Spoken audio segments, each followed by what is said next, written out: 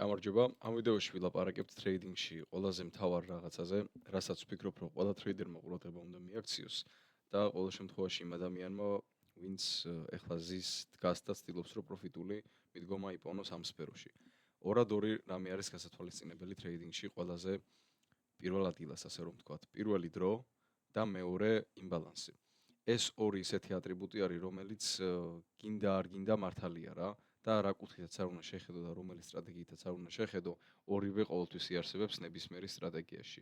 ვიღაცა კვარტალურით ვაჭრობს, ვიღაცა ICT-ით, ვიღაცა პატერნულით და ვიღაცა საპორტებს და რეზისტენსებით ვაჭრობს მარტო და მაგ სამ ადამიანს თუ 4 ადამიანს რამდენიც ჩამოთვალე სხვადასხვა სტრატეგიით მოვაჭრე ადამიანს აერთიანებს ორი რაღაცა, დრო და იმბალანსი.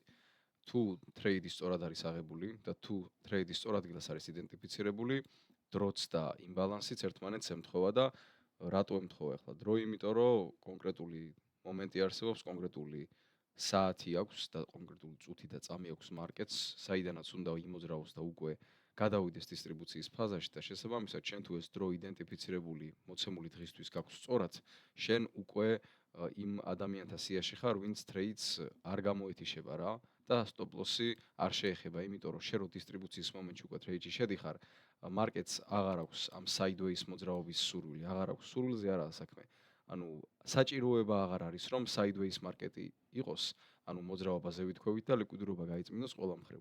რო აიღებს მარკეტი ერთ მხარეს ლიკვიდურობას, უკვე შეივსო ის რაღაც კონკრეტული თარგეტი მთელი ამ დროის განმავლობაში და ახლა უკვე მიმზან მიმართულად მარკეტი უნდა წავიდეს ერთი მიმართულებით. ამიტომ შენ თუ დროის მხრივ გაგიმართლა და სწორ დროს ივაჭრე, ძალიან დიდია შანსი იმისა, რომ შენი დღე წარმატებულად დასრულდეს. რაც შეეხება იმბალანსს კიდე, იმბალანსის წინა ვიდეოებში ვისაუბრე, ნამდვილი მიმართულების და true მოძრაობის ერთ-ერთი მთავარი იდენტიფიკატორი არის რა, ესეც თუ სწორ კონტექსტში გაქვთ გააზრებული. ახლა მაგ ეს მოძრაობები მონიშნული და დააკვირით, აი ეს მოძრაობა 15 წუთიანი ჩარტია რა თქმა უნდა. აი ეს მოძრაობა, ეს მცირე მოძრაობები, რომელიც 15 წუთიანზე აღნიშნე. შემეძლო საათიანი 4-იანი გამიხსნა და უფრო რეალური მოძრაობა მენახებინა, მაგრამ მარკეტი ფრაქტალურია და რისი თქმაც მინდა აქაც კარგად გამოვა.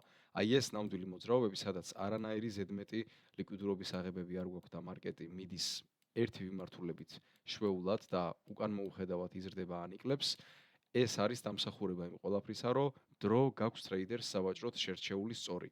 შენ თუ ვაჭრობ ნებისმიერ დროს, როცა მარკეტზე შეხვალ და სურვილის მიხედვით იღებ გადაწყვეტილებას, პირდაპირ იცოდე, რომ აი შეხვალ ეს ადგილებში.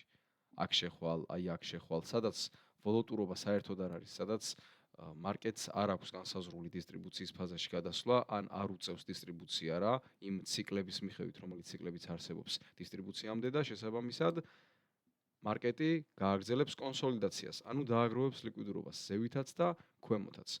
შესაბამისად, შენ გჭირდება ის ერთი დრო და ის კონკრეტული მონაკვეთი, სადაც ივაჭრებ და ეს რატოა ახლა მნიშვნელოვანი კიდევ ერთი ფაქტორი რა. არა მარტო იმიტომ, რომ აქ შენ სწორ მოძრაობაში უნდა მოყვე, არამედ იმიტომ, რომ აწარმოო საშუალო სტატისტიკური დაკვირვება.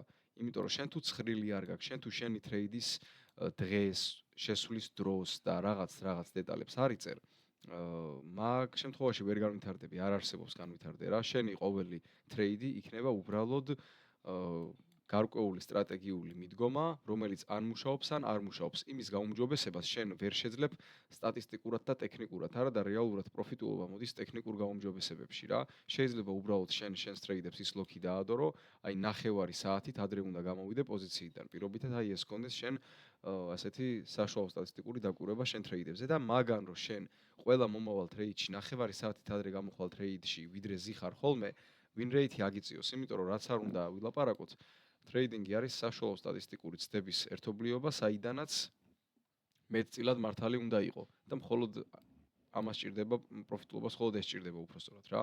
შესაბამისად, რაც აქ ვიგულისხმე და ვილაპარაკე, უნდა გაიგოთ სწორად, აღიქვათ სწორად, რომ ჯობს რომ რავი საერთოდ აზიის დრო აირჩიოთ რა და აზიის დროში ივაჭროთ და მინუსდებოდეთ და შედეგი არ გქონდეთ და სამაგიეროდ ერთი კონკრეტული საათი გექნებათ და ადრე თუ გიან მიხვდები რა რომ მუშაობა აი ამ საათში არ მუშაობს ეს საათი და უნდა შეუცვალო რაღაცა ხო და შენ რო სხვადასხვა ფლანგზე იბრძვი იქ ხან იმბალანსით ხსნი ტრეიდს იქ ხან ტრენდს უყურებ ხან სტრუქტურის გატეხვას უყურებ ხან მარტო მარკეტ სტრაქჩერ შიფტს უყურებ ხან კიდე მარტო ციკლებს უყურებ და Q4-ში ვაჭრობ მაგალითად ან რაღაც ეგეთი აზრი არა აქვს მაგ ყველაფერს რა. კომბინირებულად და აი ესე აცაბაცა ტრეიდინგს აჯობებს რომ ერთი კონკრეტული მიდგომა ჩამოაყალიბო და დაიწყო იმის დატესტვა.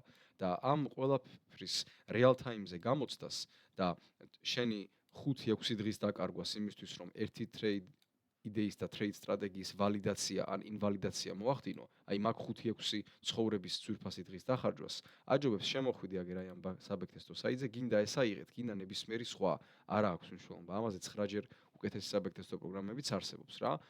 შედით, დააბექტესტეთ და თქვენი მიდგომა გატესტეთ. ეხლა 10 ტრეიდს რო აიღებ რა და 8 losing streak-ი რო გაქვს ზედიზედ, ანუ 8-ჯერ რო ზედიზედ წააგებ და მარტო 2-ჯერ რო მოიგებ, გინდაც 2 კონდეს რისკტურე ვარდი რა და 4%-ს რო გააკეთებ და რო დაკარგავ 800-ს, -4-ში ხო ხარ გასული და შენი საშუალო 10 ტრეიდიდან 8 ხო წამგებიანია, ხო ხვდები რომ ეგ მიდგომა არ მუშაობს. კი, მართალია მესმის რომ 10 ტრეიდზე ეს არ უნდა გატესტო, უნდა გატესტო 100-ზე და 200-ზე, მაგრამ ხო ხვდებით რა, სიმბოლურად ვიძახი მაგას. თუ გინდა 100, თუ მაგის თავი გაქვთ და მაგდენი მოთმინება და ის გაქვთ, გატესტეთ 500-იც. მე ჩემთვის და საჩემოდ ის სტრატეგია რომლითაც ვმუშაობ, გატესტილი მაქვს 7-8 წელზე. ანუ 10 წლის დატა მაქვს ჯამში შეგროვებული, მაგრამ 7-8 წელი არის აი ნაღდად ობიექტურად გაფექტესტებული ყველაფერი ეჭვიც რო არ შემეპარება და რომ მაქვს შენახული. ხო და მაგის თქმა მინდა რომ თქვენ რამხელა ნებისყოფაც გეგყოფათ აი ამ საქმეში რო ისაქმიანოთ. იმდენადვე წარმატებულები იქნებით რა. იქ ვიღაცამ გააკეთა ფული, იქ ვიღაცამ გამოიმუშავა, მაგას არ უსმინოთ რა. მე თვითონაც მაგალითად რო ვარჯიშობ, დარბაზში რომ მივდივარ ხოლმე, რამდენიმე ადამიანს ვიცნობ, ვინც ვაჭრობს კრიპტოზე რა და ან კრიპტოზე, ან ფორექსზე არა აქვს მნიშვნელობა მაგას. ვაჭრობენ, მანახებენ რეალურ შედეგებს, მიღწევებს, შეიძლება ისეთი შედეგებიც მანახეს, რაც მთელი კარიერის განმავლობაში არ ქონეს ვინმეს მიღწეული, ვისაც ვიცნობ ან ვინმე კარგ ტრეიდერს, მაგრამ ეგ არაფერს წყვეტს რა. თავარი არის მარკეტზე დარჩეთ დიდი ხნის განმავლობაში და შორს რო გაიხედები და რომ მოხედავ აი ამ მთელ გზას მანდ იყო მყარად გაჩერებული რა. იმიტომ რომ თქვენ თუ აქ ხართ მოსული ერთი თვისთვის ან ერთი წლისთვის რა, მაშინ პირდაპირ გეუნებით სტრატეგიის ზებნას თავი დაანებეთ, პროსტა გარისკეთ და იქნები შოვოთ ფული რა.